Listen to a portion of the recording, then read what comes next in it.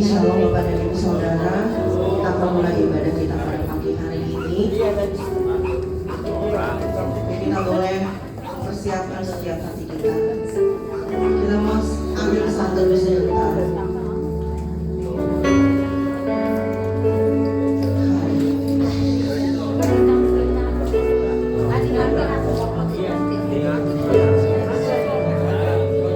Kita mau datang kepada Tuhan. Kita mau membawa setiap hati kita. Kita mau menaikkan puji-pujian, kerinduan hati kita kepada Tuhan. Haleluya.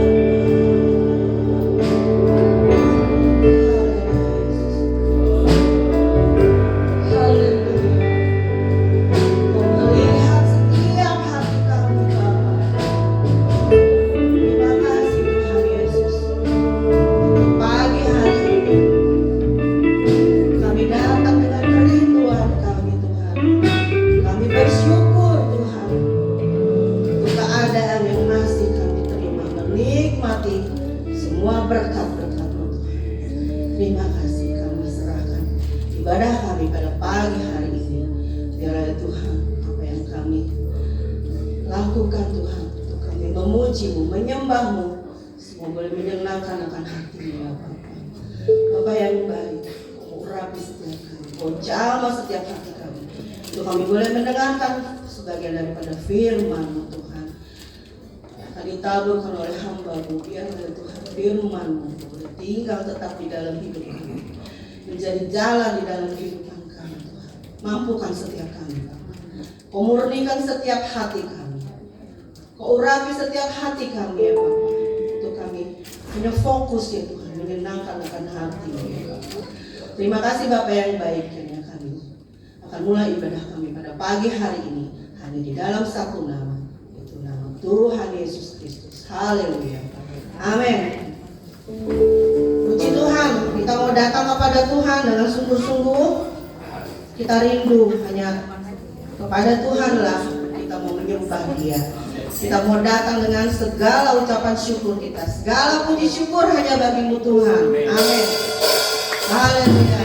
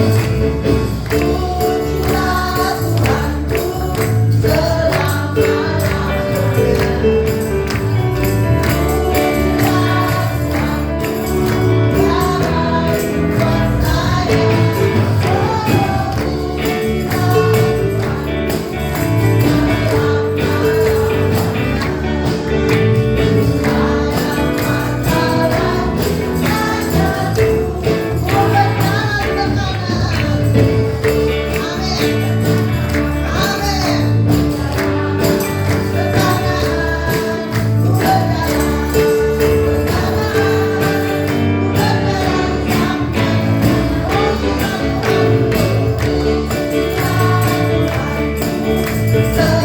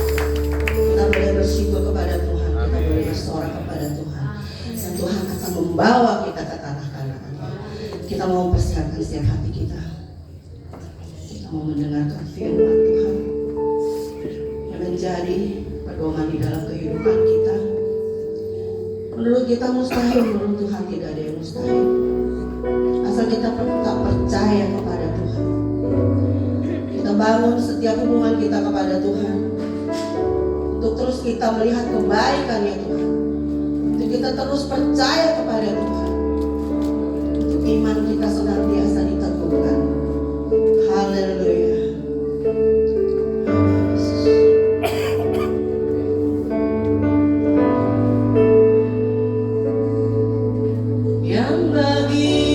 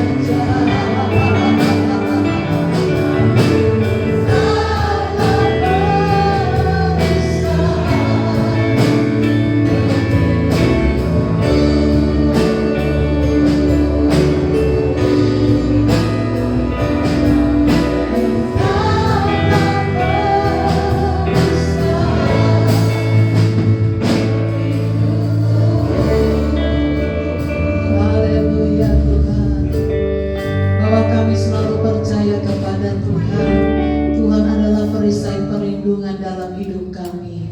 Kami sungguh bersyukur, kami mengucap syukur atas segala anugerah dan kasih karunia Tuhan yang luar biasa. Kami melihat pertolongan demi pertolongan, kebaikan demi kebaikan. Bahkan sementara waktu terus Tuhan bekerja, detik demi detik, bahkan jam demi jam, waktu demi waktu, Tuhan terus menolong kehidupan kami. Dan pada saat pagi hari ini, ketika kami memuji, mempermuliakan nama Tuhan, ketika kami mengangkat hati dan pikiran kami, hidup kami kepada Tuhan, biarlah Tuhan pagi hari ini Tuhan menjamah kami pribadi lepas pribadi. Tuhan berbicara dalam hidup kami pribadi lepas pribadi. Bahkan setiap kebenaran firman Tuhan yang kami boleh dengar, kami boleh mendapatkan kekuatan yang baru, semangat yang baru. Bahkan kami percaya Tuhan pagi hari ini pemulihan demi pemulihan terjadi. Bahkan kami tidak izinkan satu kuasa pun di luar daripada Tuhan yang hendak mengambil setiap kebenaran firman Tuhan. Kami bersatu hati, kami tolak, kami patahkan dalam nama Yesus. Dan biarlah roh Allah, roh Tuhan yang memberkati kami pada saat pagi hari ini. Kami akan duduk diam untuk mendengarkan setiap kebenaran firman Tuhan. Di dalam nama Tuhan Yesus kami berdoa kepada Tuhan. Haleluya.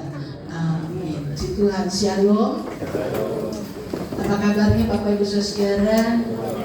Biasa ya, Tuhan begitu baik, Tuhan luar biasa, kasih setia Tuhan terus menyertai hidup kita semuanya.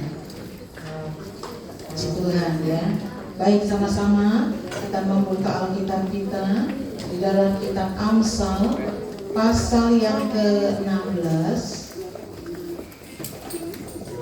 Berseri saya dalam kitab Amsal pasal yang ke-16, ayat yang pertama sampai ayat yang keempat. Kita akan baca bersama-sama pada hitungan yang ketiga. Amsal pasal 16 ayat pertama sampai ayat keempat. 1, 2, 3. Manusia dapat menimbang-nimbang dalam hati, tetapi jawaban lidah berasal daripada Tuhan. Segala jalan orang adalah bersih menurut pandangannya sendiri, tetapi Tuhanlah yang menguji hati. Serahkanlah perbuatanmu kepada Tuhan, maka terlaksanalah segala rencanamu. Tuhan membuat segala sesuatu untuk tujuannya masing-masing, bahkan orang fasik dibuatnya untuk hari malapetaka. Puji Tuhan. Bapak Ibu Saudara yang dikasih oleh Tuhan, kalau kita membaca ayat yang ke-16 ini, artinya segala sesuatu yang terjadi, segala sesuatu yang seringkali kita ucapkan, kita kerjakan, itu kalau kita melihat dalam ayat yang pertama sampai ayat yang ke-16, artinya semua itu asalnya daripada Tuhan. Semua yang boleh kita lakukan, kita kerjakan, semua asalnya daripada Tuhan. Kalau kita melihat dalam ayat yang pertama, dan di dalam ayat yang kedua dijelaskan di sana bahwa seringkali apa yang kita lakukan, apa yang kita kerjakan, seringkali kita berpikir ini sudah benar.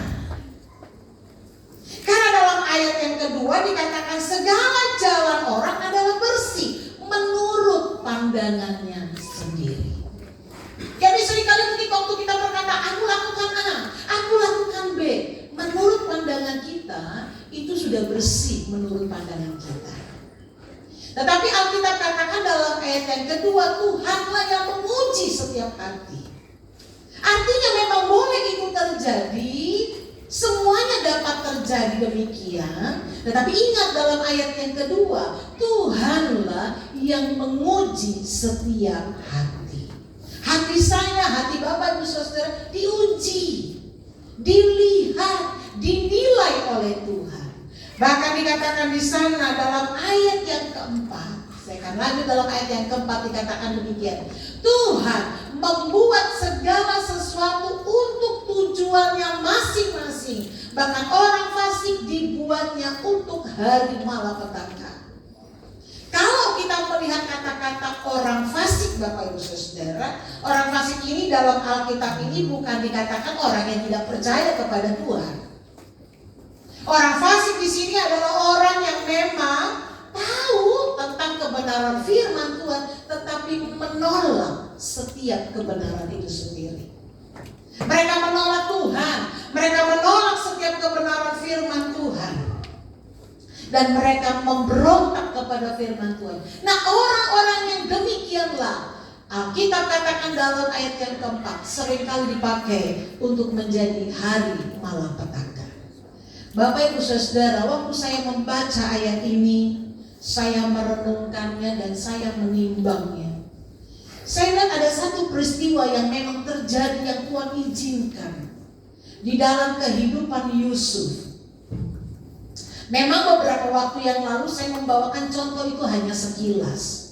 Tapi pagi hari ini saya ingin melihat secara detail kehidupan daripada Yusuf. Yusuf pada waktu dia berada di Mesir, Alkitab katakan Yusuf di sana diangkat oleh Raja Firaun menjadi orang nomor 2. Dan Alkitab katakan dicatat di sana Firaun berkata bahwa segala kuasa yang ada di Mesir itu jatuh kepada Yusuf. Dan Bapak Ibu Saudara, kalau kita melihat kehidupan Yusuf, betapa hebat, betapa luar biasanya proses-proses yang dia alami. Saya tidak dapat bayangkan Bapak Ibu Saudara, Yusuf yang masih muda, Yusuf yang masih belia. Kenapa? Karena pada waktu dia diangkat menjadi orang nomor 2 di Mesir, oleh Raja Firaun, itu usianya 30 tahun. Masih muda, masih belia. Tapi lihat setiap proses kehidupan yang dia lalui. Dan di dalam Kejadian pasal yang ke-41 ayat 41, coba kita akan buka Alkitab kita sebagai studi banding dalam Amsal pasal 16 ayat pertama sampai ayat yang keempat. Kitab Kejadian pasal 41 ayat 41 berkata demikian. Selanjutnya Firaun berkata kepada Yusuf, dengan ini aku melantik engkau menjadi kuasa atas seluruh tanah Mesir. Gak main-main Bapak Ibu Saudara. Yusuf dilantik oleh Firaun untuk menjadi kuasa, orang yang berkuasa di seluruh tanah Mesir. Dan itu bukan tanah yang kecil, bukan hanya sekedar kota Tangerang, bukan Bapak Ibu Saudara. Besar. Dan Yusuf diberikan kuasa di sana untuk dia dapat berkuasa, untuk dia dapat memerintahkan di sana. Dan waktu saya melihat proses kehidupan yang dialami oleh Yusuf sangat luar biasa, saya teringat pada waktu dia masih muda, Tuhan menampakkan diri dalam mimpi Yusuf. Alkitab katakan di sana Yusuf bercerita kepada orang tuanya, kepada sanak saudaranya. Dia katakan demikian, aku bermimpi.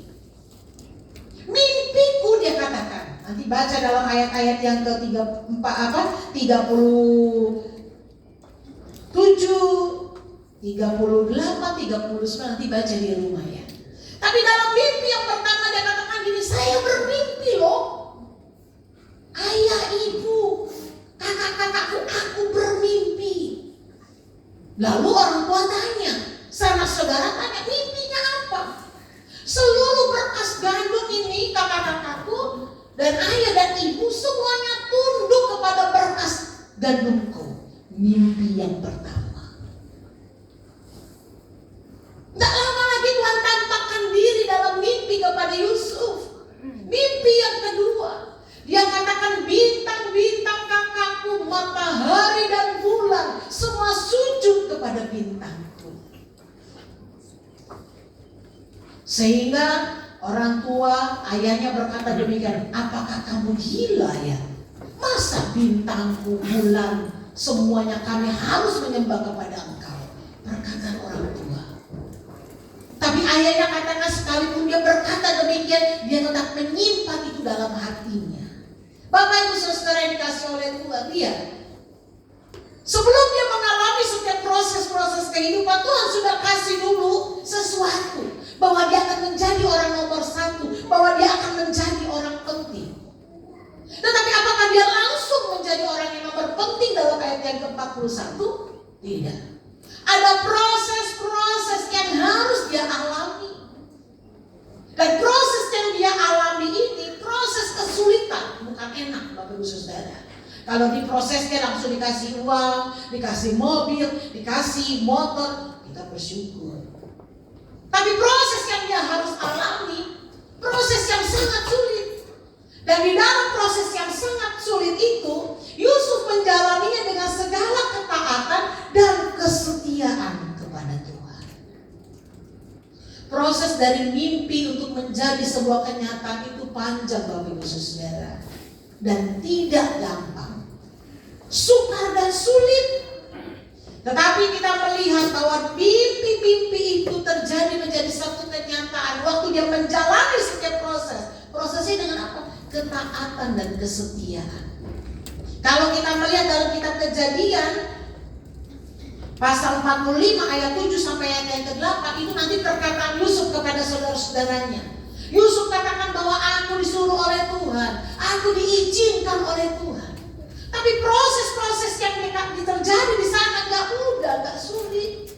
Bagaimana mungkin Bapak Ibu Saudara, dia adalah orang pemuda, seorang adik yang harus menjalani namanya dibuang, dijual, bajunya dirobek-robek, lalu dikatakan kepada orang tuanya, ini anak yang kau kasih sudah mati.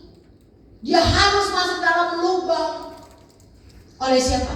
Kakak-kakaknya. Jadi kadang-kadang seringkali kita nggak heran ya. Kenapa? Kalau ada kakak yang jahat sama adik, kalau ada kakak yang buang adiknya, kalau ada kakak yang jual adiknya, yang seringkali kita dengar, saudara bisa bermusuhan. Kadang-kadang kita tidak menjadi heran. Kenapa? Karena dalam Alkitab sudah ada di sana. Kakaknya dengan tega tangkap itu Yusuf. Saudara-saudara bilang bunuh Yusuf. Tapi ada satu yang bilang jangan dibunuh. Baiklah dia kita jual. Bajunya diambil, dirobek-robek, dimasukkan dalam darah binatang, lalu dikirim pula kepada orang tua. Dia katakan kepada orang tua bahwa ini nih anak yang kau kasih sudah mati dia. Dimasukkan di dalam lubang sumur. Dan apa yang terjadi Bapak Ibu Saudara? Harus dijual. Jadi apa? Budak. Tapi Yusuf menjalaninya dengan segala ketaatan dan kesetiaan. Proses-proses yang sangat sukar, yang sangat sulit dijalani. Ada berapa banyak dari kita hari ini, kita inginnya langsung hidupnya instan. Kalau perlu langsung jadi pimpinan perusahaan, kalau perlu langsung jadi kaya.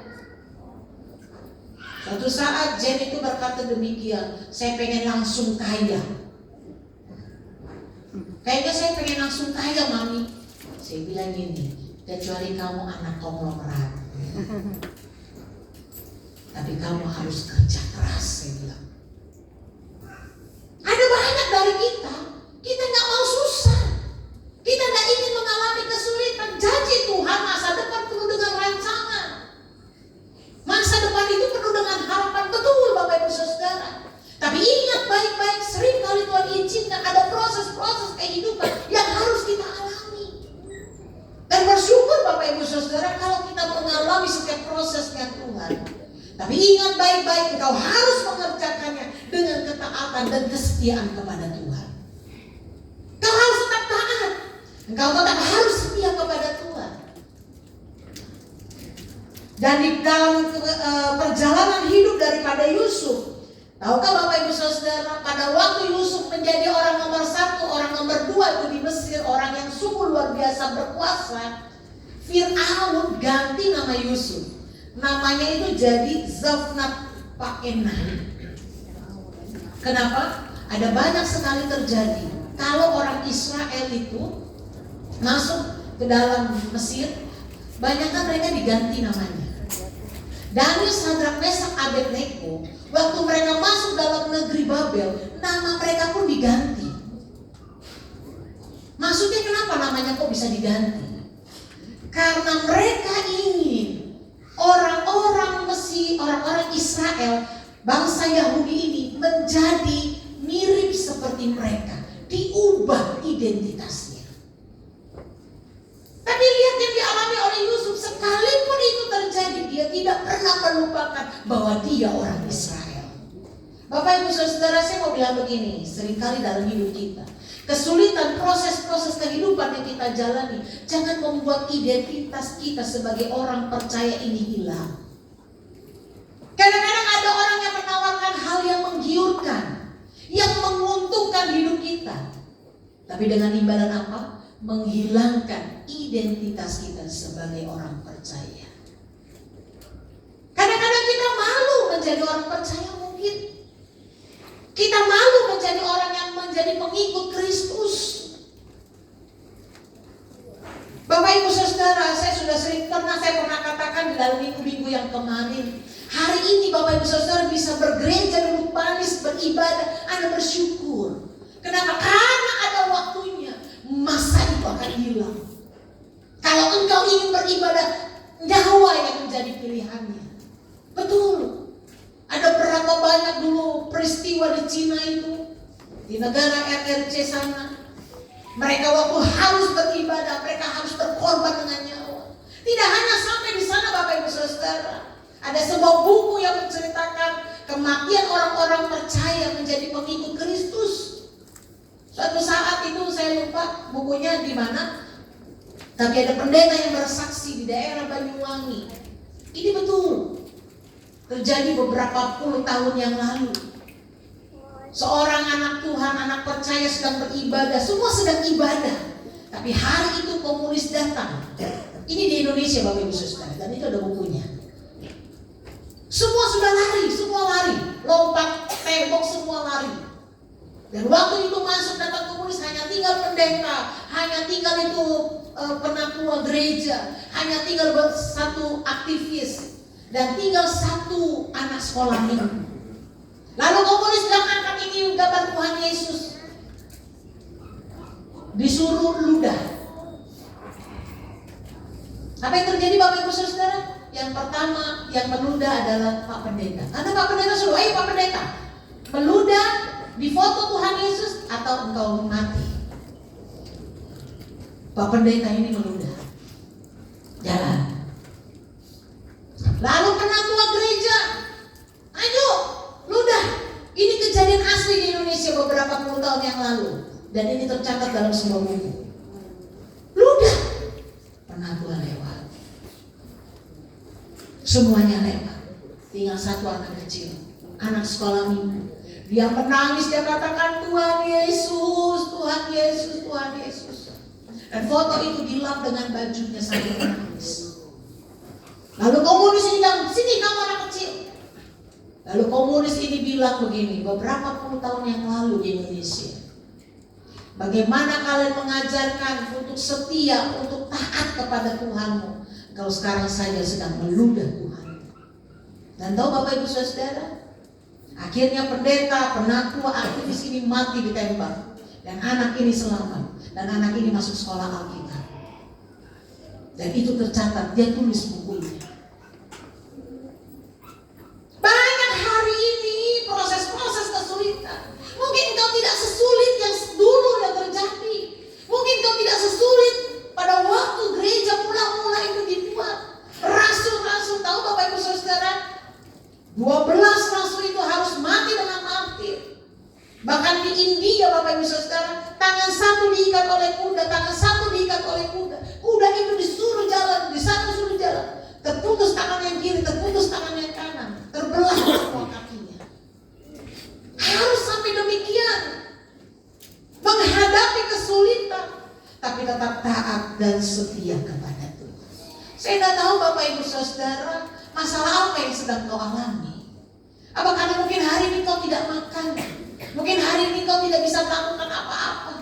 Tapi ingat satu perkara yang engkau harus ingat, dan engkau harus tahu itu dalam hati dan hidupmu, bahwa engkau harus tetap setia, engkau harus tetap taat kepada Tuhan.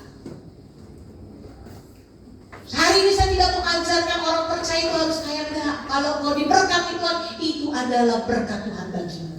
Tapi kalau hari ini engkau menghadapi proses kehidupan yang sangat sulit, engkau harus tetap taat dan engkau harus tetap setia kepada Tuhan.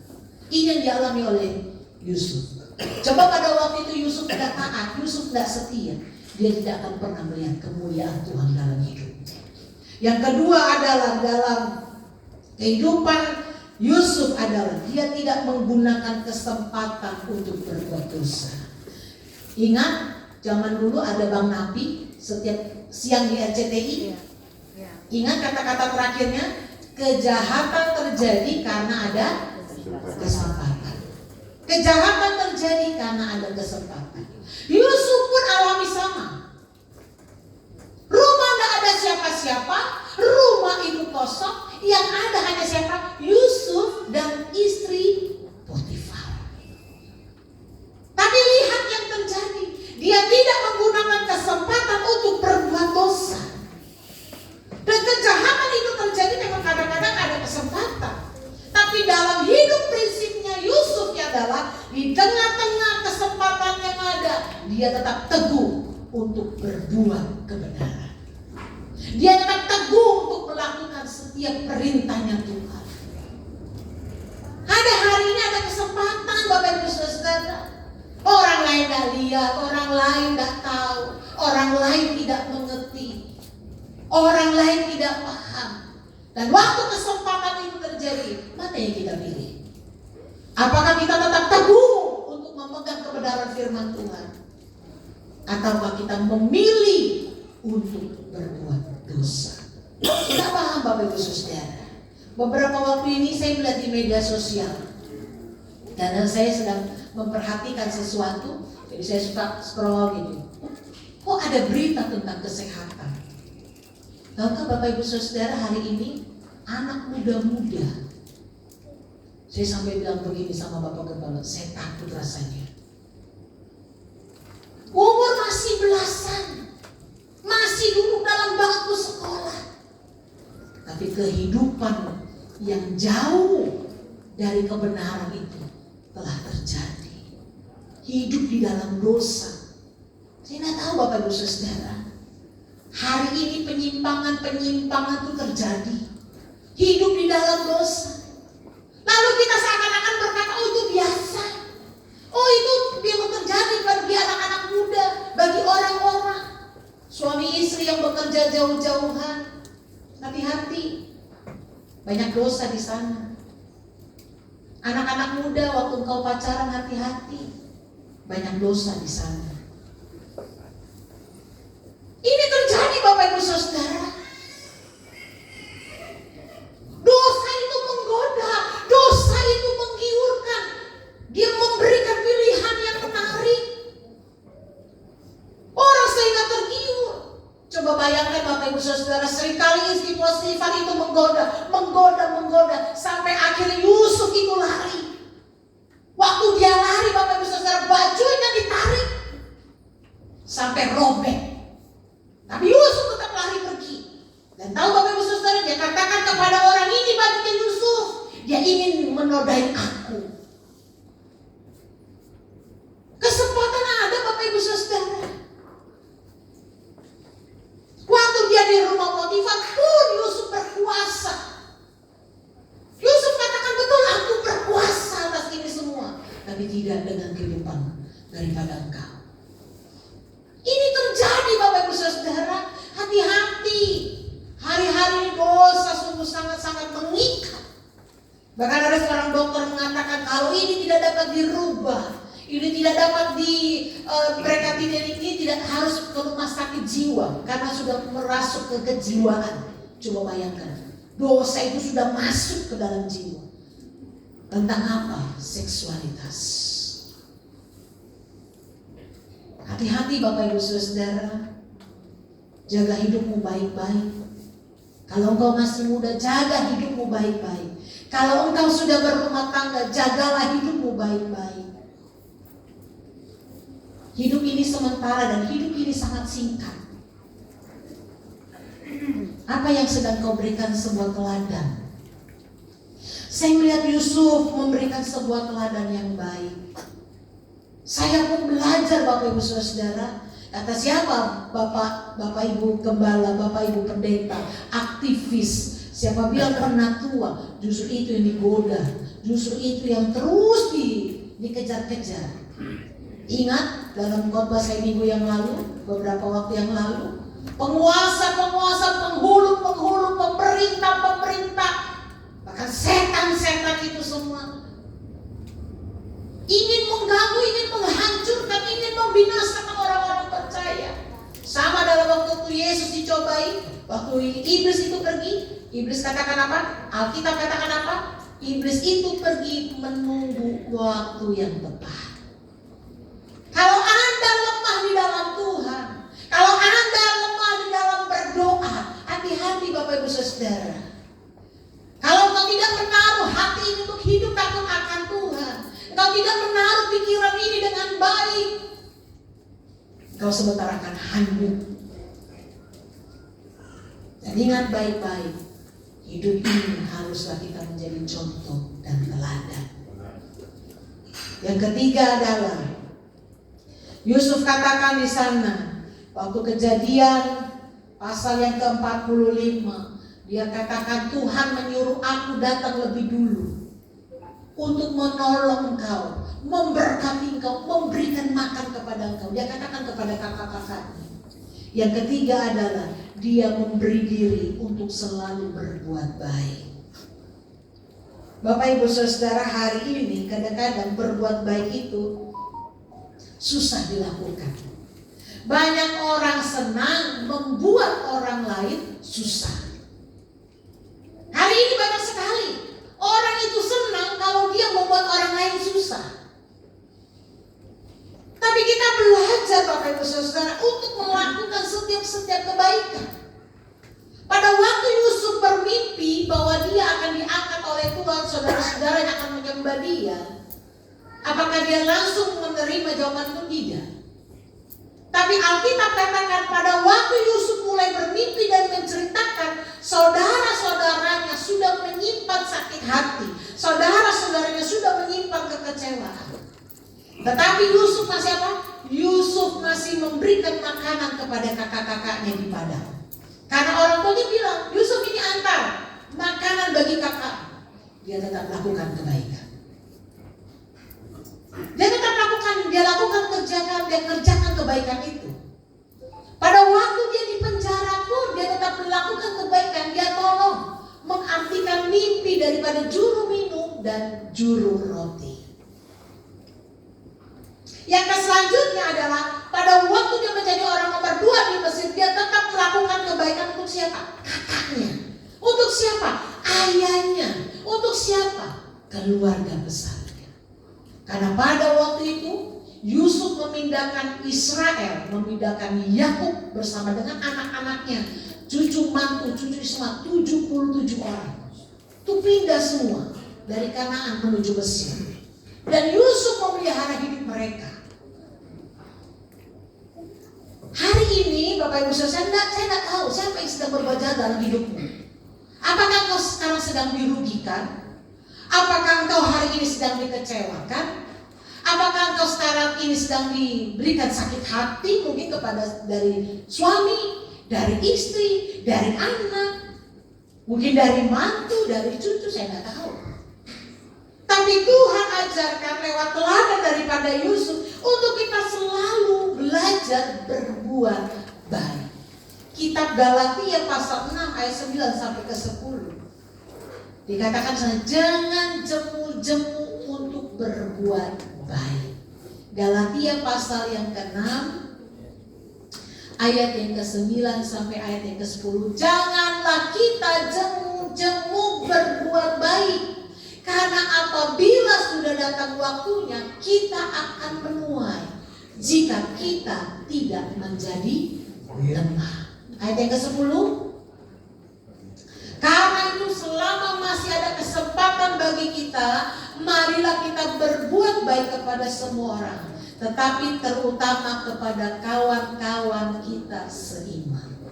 Ingat baik-baik ya Bapak Ibu Saudara. Jangan karena ayat 9, ayat yang ke-10 lalu kita bilang begini, kamu harus berbuat baik bersama saya, kamu harus kasih saya uang ya, kamu harus bukan begitu Bapak Ibu Saudara. Kadang-kadang saya pun sering untuk memberkati orang lain, tapi saya pun berdoa dulu. Kalau Tuhan bilang kasih ya kasih. Tapi ada kalanya memang Tuhan izinkan untuk saya tidak memberi. Tapi artinya kita tetap terus untuk belajar berbuat baik kepada semua orang. Lalu jangan semena-mena. Alkitab nih, jangan-jangan nanti baru pulang dari sini karena baca ayat 9, ayat 10 lalu kita datang ke rumah saudara seiman kita, kamu harus tolong saya, kamu harus kasih saya duit ya.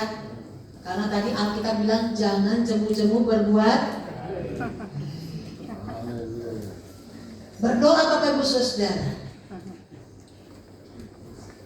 Karena saya percaya seperti Elia dipelihara ya, itu burung-burung bisa kasih makan. Jadi jangan khawatir. Anda berdoa, setia taat kepada Tuhan, berkat datang dari mana saja. Saya pernah suatu kali saya bilang, saya rasanya pengen deh makan pempek dalam hati. Siang-siang ada yang datang pempek. Saya pernah lagi ngomong Tuhan, aduh saya kepengen makan nanas kayaknya gitu ya. Siang-siang ada yang datang ngantar nanas. Maksud saya buat contoh ini, percayalah. Waktu Bapak Ibu Saudara berdoa kepada Tuhan, Tuhan akan kirim burung-burung yang untuk memberkati Bapak Ibu Saudara. Saya selalu berdoa setiap pagi kepada Bapak-Bapak. Kalau saya dapat jatah doa syafaat dari Bapak Gembala, saya selalu bilang ini, Tuhan berkati Bapak mertua saya, Bapak yang ada di kampung. Saya bilang begini doa saya selanjutnya, kirim Tuhan orang-orang untuk berbuat baik. Kenapa? Karena saya percaya pasti Tuhan akan kirim orang-orang juga untuk berbuat baik, menolong orang tua yang ada di kampung. Percayalah Bapak Ibu Saudara, kalau engkau hidup setia, engkau hidup dengan ketaatan, engkau hidup menjauhkan setiap dosa, maka pertolongan Tuhan itu akan nyata. Tapi ingat baik-baik, tugas kita juga, kita punya tugas untuk apa? Untuk berbuat baik kepada sesama kita. Berbuat baik. Ada satu ayat yang selalu saya pegang Bapak Ibu Saudara. Di dalam Yesaya pasal 58 sampai ayat yang ke-7 sampai 9. Coba buka dulu sebagai ayat penutup. Yesaya 58 ayat 7 sampai yang ke-9. Sudah? Ya. Perhatikan baik-baik.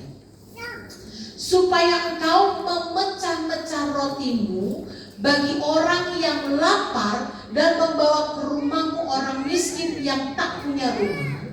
Dan apabila engkau melihat orang telanjang, supaya engkau memberi dia pakaian dan tidak menyembunyikan diri terhadap saudaramu sendiri yang lapar. Pada waktu itulah, ingat baik-baik, pada waktu itulah terangmu akan merekah seperti fajar dan lukamu akan pulih dengan. Selanjutnya macet. Ayat yang ke-9, pada waktu itulah engkau akan memanggil dan Tuhan akan menjawab. Engkau akan berteriak minta tolong dan ia akan berkata, ini aku. Apabila engkau tidak lagi mengenakan kuk kepada sesamamu dan tidak lagi menunjuk-nunjuk orang dengan jari dan memfitnah. Apa yang terjadi Bapak Ibu Saudara kalau Bapak Ibu Saudara berbuat baik? Terangmu akan merekah seperti fajar. Artinya ada pengharapan. Yang kedua, sakitmu akan pulih. Engkau akan sembuh. Yang selanjutnya, waktu kita memanggil Tuhan, Tuhan akan menjawab. Waktu kita berteriak minta tolong, ia akan berkata, ini aku. Bapak Ibu Saudara, berbuat baik itu tidak pernah merugikan. Apalagi Anda menopang pada pekerjaan Tuhan. Berbuat baik bagi gereja Tuhan, berbuat baik bagi sesama, berbuat baik bagi banyak orang. Percayalah, Alkitab katakan begini, waktu engkau memberi banyak pun engkau tidak akan pernah kekurangan. Engkau tidak akan langsung jatuh miskin. Malahan orang yang suka menyimpan hartanya, memendam dia sendiri aja, tidak akan bertambah banyak. Ada banyak hal yang boleh kita lihat sikap hidup teladan daripada Yusuf. belajarlah untuk melakukannya. Ingat baik Bapak Ibu Saudara, waktu engkau berbuat baik, Tuhan sedang memperhatikan hidupmu. Tuhan Yesus memberkati. Kita akan berdoa.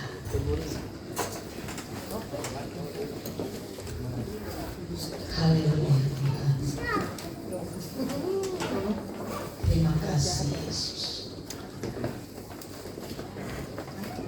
Kami sungguh bersyukur ya Tuhan untuk setiap kebenaran firman Tuhan. Ketika kami diperhadapkan dengan kesulitan-kesulitan hidup, ajar kami untuk tetap setia kepada Tuhan, untuk tetap taat kepada Tuhan. Kalaupun ada kesempatan yang tidak baik terjadi, Tuhan tolong kami supaya kami tetap berdiri teguh berdasarkan kebenaran firman Tuhan.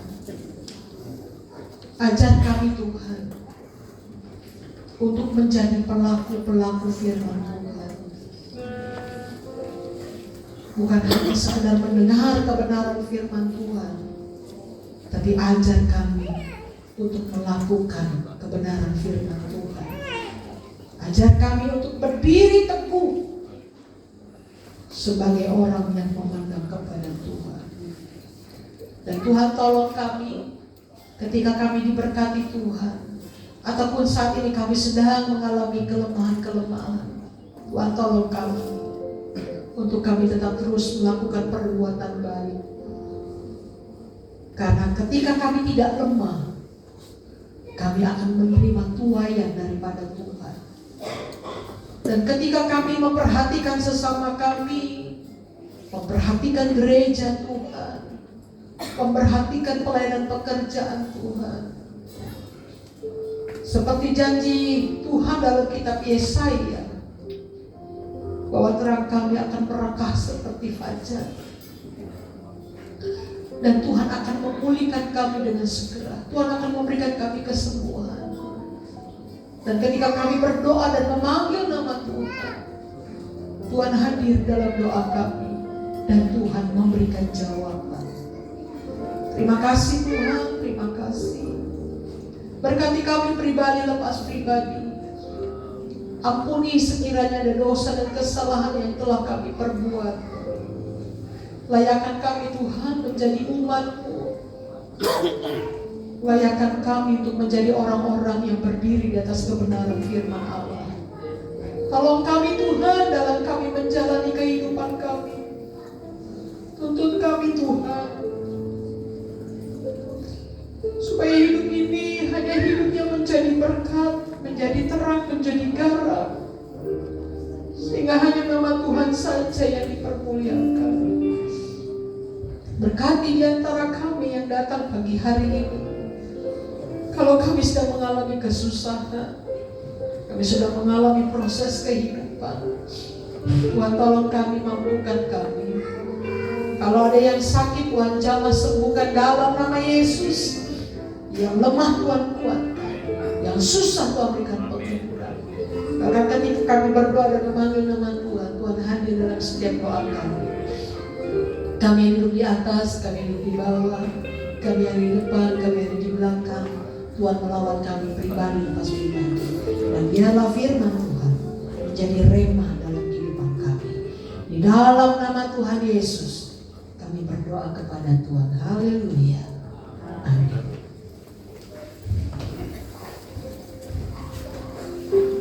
Tuhan, terima kasih untuk Ibu Gembala yang sudah melakukan firman Tuhan. Firman Tuhan kembali mengingatkan akan setiap kita, menguji setiap hati kita. Akankah kita masih takut akan Tuhan? Sedang pelayan kolektor untuk ke depan. Kita bersatu dalam doa. Segala puji hanya bagi Bapa. Terima kasih Tuhan. Di pertengahan ibadah kami ini Tuhan, ya Bapa, kami mau belajar memberikan yang terbaik untuk pelayanan pekerjaan tempat ini. Dan semuanya Tuhan Yesus menjadi Bapa yang harus di hadapan-Mu. Dan kami boleh mengikuti firman-Mu Tuhan, kami boleh menjadi berkat ya Bapa untuk sesama kami, sesama saudara seiman kami ya Tuhan, juga dalam lain pekerjaannya Bapak. Terima kasih Bapak yang baik. Kami percaya Engkau sudah memberkati setiap kami. Biarlah kami boleh memberikan dengan ketulusan hati kami. Hanya di dalam nama Tuhan Yesus Kristus kami jalankan persembahan ini. Haleluya. Amin.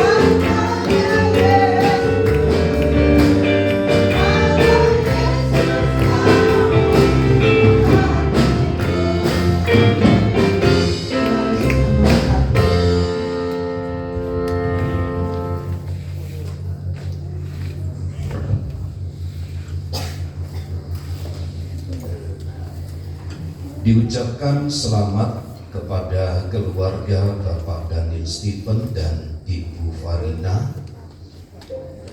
Beberapa hari yang lalu telah melahirkan anak yang kedua, seorang anak perempuan. Tuhan Yesus memberkati. Tanggal 1 Agustus itu hari Sabtu akan diadakan ibadah ucapan syukur di keluarga Ibu Marlina di Villa Tomang Baru. Villa Tomang Baru ya. Nanti diinformasikan di grup GPIA Permata supaya kita bersama-sama bisa hadir dalam ibadah ucapan syukur ini. Jam 12 siang ya, hari Sabtu tanggal 1 Agustus pukul 12 siang ya. Nanti doa puasanya dimajuin sedikit atau seperti apa nanti bisa diatur ya.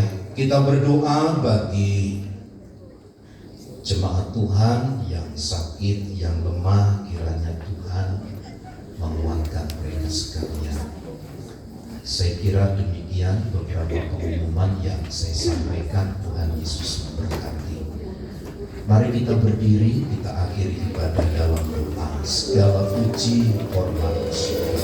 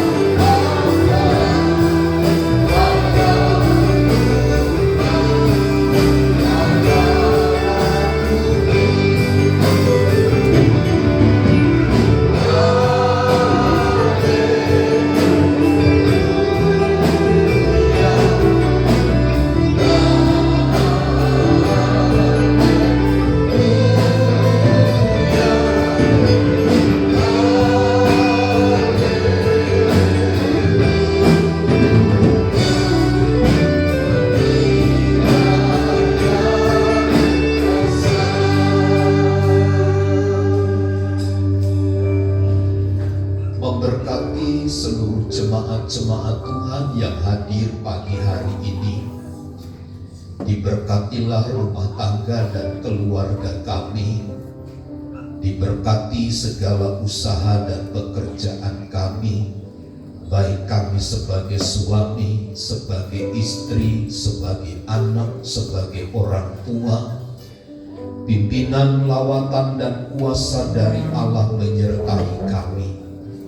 Dipimpinnya kami di dalam terang firman Allah, dan ditunjukkannya jalan-jalan yang baik, agar kami tidak menyimpang dari jalan-jalan-Mu, sehingga diberkatilah kami dengan berkat yang berkelimpahan. Apa yang kami kerjakan dengan tangan kami, apa yang kami buat dengan penyerahan diri total kepada Tuhan, Tuhan yang melimpahkan segala kemurahan. Bahkan setiap perencanaan-perencanaan kami, Tuhan yang memberkati. Menyerahkan keluarga Bapak Daniel Stephen dan Ibu Farina, di mana keluarga ini telah Engkau berikan, karuniakan seorang anak dalam pernikahan mereka. Tuhan memberkati, baik ibu maupun anak ada dalam lawatan dan kuasa dari Tuhan. Menyerahkan seluruh sidang jemaat Tuhan yang sakit, Bapak Diki, Tuhan pulihkan dalam nama Yesus.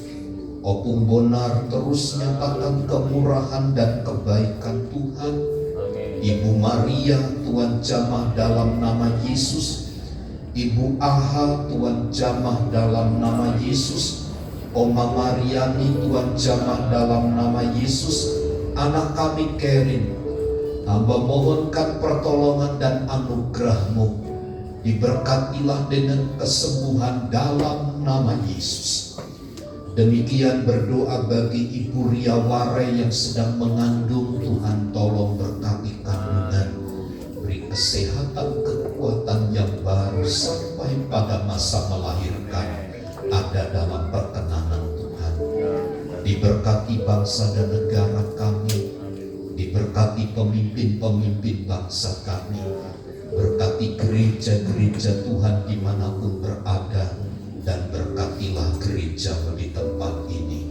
Segala puji, hormat, dan kemuliaan hanya bagi Tuhan yang telah memelihara dan menolong kami. Di dalam nama Tuhan Yesus kami berdoa. Mari saudaraku, angkat tanganmu dan terimalah berkat Tuhan. Tuhan memberkati dan melindungi engkau. Tuhan menyinari engkau dengan wajah-Nya dan memberi engkau kasih karunia.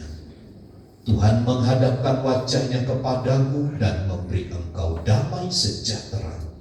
Kasih karunia dari Allah Bapa, cinta dan kasih sayang dari Tuhan Yesus Kristus, persekutuan penghiburan kekuatan dari Allah Roh Kudus yang memimpin, menyertai, dan memberkati kita sekarang dan sampai selama-lamanya. Di dalam nama Tuhan Yesus Kristus, setiap kita yang percaya bersama katakan, Bapa terima kasih.